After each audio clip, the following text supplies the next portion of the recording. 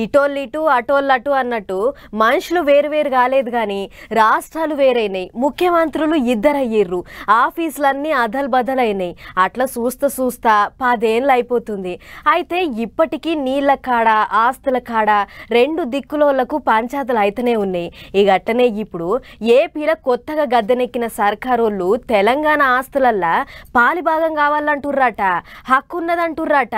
మరిగా సంగతి ఏందో ఒక్కసారి అరుసుకొనొద్దాం నడువురి. 10 ఏళ్ళు అయితాంది ఏరుబడి అయ్యే పాయే, ఇంకేం లొల్లి, ఇంకెక్కడి ఆస్తులు అనుకుంటారేమో.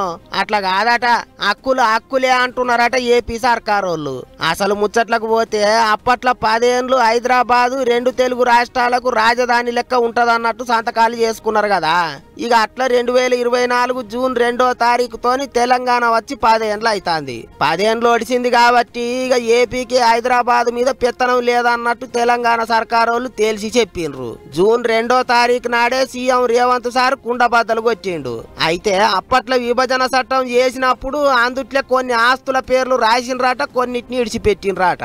ఇక ఇప్పుడు విభజన చట్టంలో పెట్టనిగా ఆస్తుల మీదనే ఇంకా అధికారం ఉన్నది, వాటి మీద హక్కులు కావాలి అంటున్నారట ఏపీ సర్కారోళ్ళు. 1000 కోట్లు విలువ చేసే ఆస్తులలో వాటా ఎట్లిస్తాం, అయినా 10 ఏళ్ళు ఒడిసింది కదా అంటున్నారట తెలంగాణ సర్కారోళ్ళు. ఇప్పటికే ఏపీ సర్కారు పెత్తనం చేస్తున్న ఆఫీసులన్నీ గుంజుకోనికే తయారైనరు. కానీ ఇక్కడనే లొల్లి అవుతున్నదట.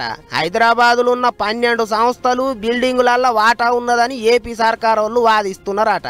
గండిపేట కాడున్న ఆక్టోపస్ బిల్డింగు, అక్కడనే ఉన్న జాగలు, ఖైరతాబాద్ ఉన్న హెచ్ఏసిఏ భవను, pharmacy council and estate office బిల్డింగులు, కోటిలున్న వైద్య విధాన పరిషత్ బిల్డింగు, గిట్ల 12 ఆస్తులలో వాటా ఉన్నదంటున్నారట.